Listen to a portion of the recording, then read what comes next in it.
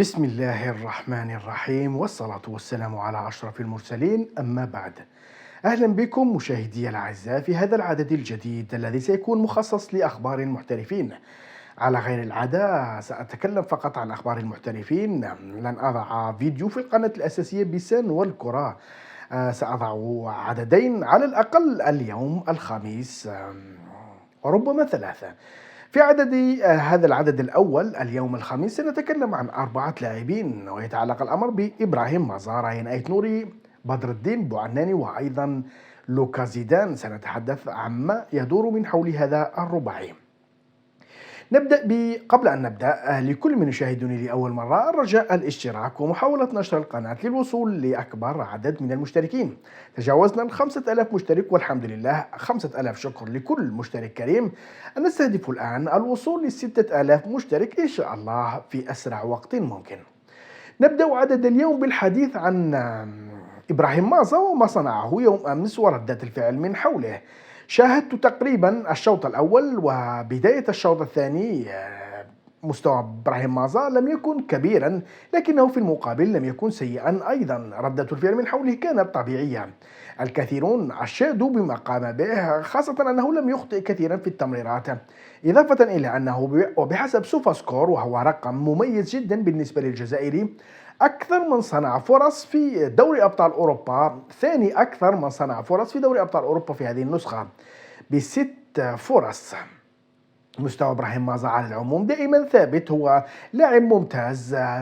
عدم تقديمه للقاء كبير ضد فريق كبير هو أرسنال لا يعني أنه كان سيئا. على العموم إبراهيم مازا كما أقول دائما من أحسن لاعبي الوسط في العالم، وليس فقط في إفريقيا وفي الجزائر.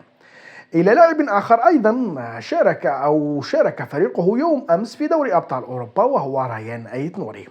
وعلى عكس إبراهيم مازا، الضجة كانت كبيرة جدا جدا جدا حول رايان أيت نوري في الصحافة الإنجليزية اليوم، لدرجة أن البعض تجرأ وانتقد تكتيك الفيلسوف كما يحب أن يلقبه البعض، بيب غوارديولا قام بكثير من التغييرات.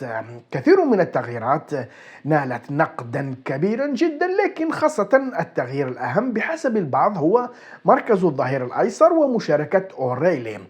إشراك أوريلي كظهير أيسر بدلا من أيت نوري لم يكن هو محور الحديث. مشاركة أوريلي أيضا كانت عادية لأنه أيضا متألق، لكن كان بحسب البعض على غوارديولا إشراك أيت نوري كظهير أيسر وأوريلي كمتوسط ميدان، لكن بيب غوارديولا أصر على إبعاد أيت نوري الذي يقدم مستويات كبيرة جدا، ولهذا دفع الثمن والخسارة الكبيرة ضد ريال مدريد يوم أمس. ما حصل عليه بيب غوارديولا من نقد لاذع جدا سيكون في صالح الجزائري بكل تأكيد. الكل الآن بعد أن كان نصف موسمه الأول سيئا جدا، الكل الآن بات يرى أن أيت نوري لاعب لا يستغنى عنه حتى لو لم يكن جاهزا بدنيا. وهنا أفتح قوس لأشير إلى أن أيت نوري كان قد تعرض لإصابة على مستوى العضلة الخلفية للفخذ، غاب بسببها عن التشكيل الأساسي في لقاء نيوكاسل الأخير في كأس الاتحاد الإنجليزي. ربما يكون مصابا أو ربما لم يتعافى بشكل جيد، لذلك قرر بيب غوارديولا إعفائه من لقاء أمس ضد الريال، لكن بحسب الإنجليز أيت نوري كان جاهز 100%. غوارديولا سئل في الندوة الصحفية التي عقدها يوم أمس بعد نهاية اللقاء عن سر غياب بعض اللاعبين الأساسيين ومن بينهم أيت نوري والفيلسوف كما يلقب. رفض هذا السؤال وقال أن هذه هي طريقة لعبه وهذا هو أسلوبه الذي يعتمده منذ عدة سنوات، المداورة. كما أثنى على اللاعبين الذين شاركوا رغم المستوى المخيب جدا. على العموم ما تعرض له بيب غوارديولا من نقد والهزيمة الكبيرة التي سقط بها مانشستر سيتي يوم أمس ضد ريال مدريد ستكون أولا وأخيرا في صالح لاعب الخضر راين أيت نوري. أيت نوري شارك في 11 لقاء كأساسي قبل لقاء نيوكاسل يوم السبت وريال مدريد يوم أمس، وهو رصيد كاف جدا جدا جدا للتواجد في فورمة عالية في بداية تربص المنتخب الوطني الذي سينطلق إن شاء الله بعد أقل من 3 أسابيع. لكن كما يقال زيادة الخير خيرين، سنتمنى إن شاء الله مشاركته في اللقاءات المقبلة خاصة ضد ريال مدريد في الإياب ولما لا.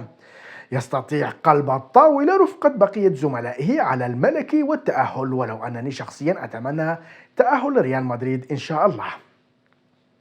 إلى اللاعب الثالث في عدد اليوم وهو بدر الدين بوعناني. بوعناني كما يعلم الجميع انتقل لنادي شتوتغارت كصفقة قال عنها الألمان الكثير والكثير. الكثير من التقارير الألمانية والأقلام المحسوبة على نادي شتوتغارت كانت تتوقع أن يقدم بوعناني ذلك المستوى الباهر الذي يجعله من أحسن لاعبي الجهة اليمنى في العالم، لكن للأسف منذ وصوله وهو يتعرض للنقد اللاذع.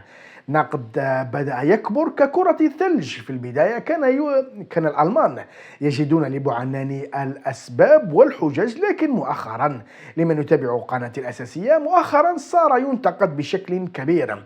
موقع سبوكس الألماني أعد اليوم تقريرا تكلم فيه عن بدر الدين وعن أرقامه، وقال أنه صفقة مخيبة جدا. بدر الدين بوعناني هو ثالث أغلى صفقة في تاريخ شتوتغارت بحسب هذا الموقع، لكن الأرقام التي يقدمها الجزائري لا تعكس بتاتا القيمة التي صرفت من أجل انتدابه. الألمان ينتظرون من بوعناني أن يكون من هدافي الفريق، لكن كما يقول موقع سبوكس بوعناني لم يسجل ولا هدف في الدوري. له بعض الأهداف وعددها 3 في الدوري الأوروبي، لكنها تبقى أيضا حصيلة غير كافية. مدربه وقبل سيباستيان عويناس وقبل لقاء اليوم في الدوري الأوروبي أدلى بتصريحات وتكلم عن بوعناني وأبدى فيه ثقة كبيرة، وقال أنه شاب وموهوب وما إلى ذلك من الكلام المشجع، لكنه في نفس الوقت قال أن عليه تقديم مستويات كبيرة من أجل استعادة ثقته بنفسه، وخاصة من أجل استعادة مكانته في المنتخب ولعب المونديال. مدرب شتوتغارت بات يحفز بوعناني بالمنتخب من أجل الانفجار.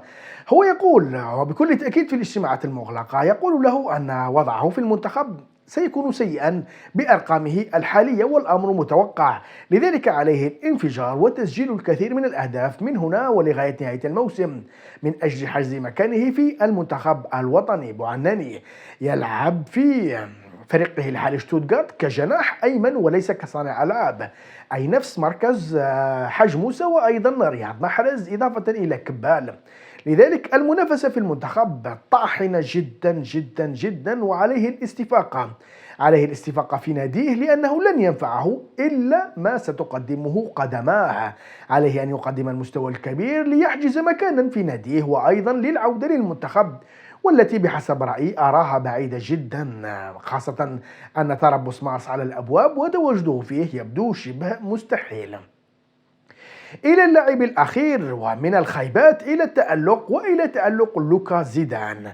الرابطة الإسبانية لكرة القدم أصدرت اليوم وقبل بداية الجولة المقبلة من الدوري الإسباني السيغوندا ليغا أصدرت تشكيلتها المثالية للجولة الماضية، وكما تشاهدون على يمين الصورة أو على يسارها زيدان موجود في مركز الحراسة. الجزائري قدم مستوى ممتاز وقاد فريقه لفوز مهم خارج أرضهم ضد نادي ديبورتيفو لا كورون. الجزائري يقدم مستويات كبيرة جدا منذ عودته من كأس إفريقيا، وأعتقد أنها المرة الرابعة التي يحجز فيها لوكا مكانا في التشكيل المثالي للدوري الإسباني، ما يؤكد أنه يوجد في فورمة عالية ويقدم مستويات كبيرة. ومن غير المفاجئ إن قلت لكم أنه منذ كأس إفريقيا إلى الآن أحسن حارس في الدرجة الثانية الإسبانية بفريق عن البقية.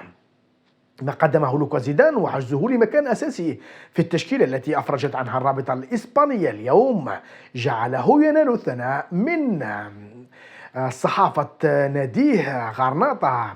موقع غرانادا اون جويغو أعد تقريرا تكلم فيه عن المستوى الباهر الذي قدمه زيدان وزميليه أيضا، لأن لاعبين من غرناطة إضافة إلى زيدان تواجدا في التشكيلة المثالية.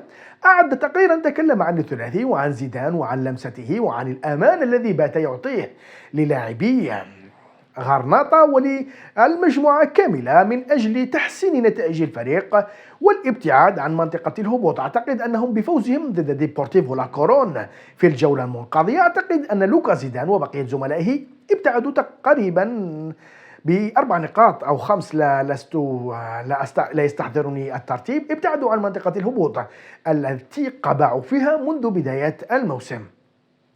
قبل أن أنهي الفيديو وقبل أن أنهي الحديث عن زيدان، أتكلم عن توماس جيلي الذي تكلمت عنه في اليومين الماضيين، وإمكانية لعبه للجزائر وتهديده للوكا زيدان. الصحافة التشيلية لغاية اليوم وقبل وضع هذا الفيديو وضعت تقريرا ما زالت تؤكد فيه أن توماس جيلي سيكون المنافس الأول للوكا زيدان في المونديال، ولو أن الأمر يبقى مستحيل على الأقل بحسب وجهة نظر محسن حيمور، والذي قال في تغريدة يوم أمس أنه من الأقدام السوداء وأن أصوله الجزائرية لن تشفع له للعب مع الجزائر.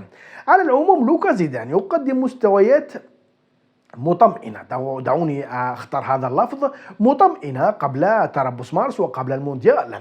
الكثير من المصادر المقربة من المنتخب الوطني قالت أن الناخب الوطني يثق ثقة عمياء في لوكا زيدان وسيكون الحارس الأساسي، وتوماس جيلي تواجده من عدمه لن يؤثر على هذه الرؤية. على العموم ما يقدمه زيدان وتواجده في التشكيلة المثالية للجولات السابقة من الدوري الإسباني أعتقد أنها 4 وهي 3 على الأقل، يكون مطمئنا أيضا لأنصار المنتخب قبل تربص المهم ولقاءات غواتيمالا والأوروغواي وأيضا لقاء هولندا الودي إضافة إلى كأس العالم. نتمنى أن يكون كل لاعبينا في قمة مستواهم قبل المونديال إن شاء الله. إلى هنا يكون عددنا لنهار اليوم قد انتهى، سيكون هناك عدد ثاني وربما ثالث في السهرة إن شاء الله. ابقوا أو في القناة وأكثروا الاشتراك. السلام عليكم.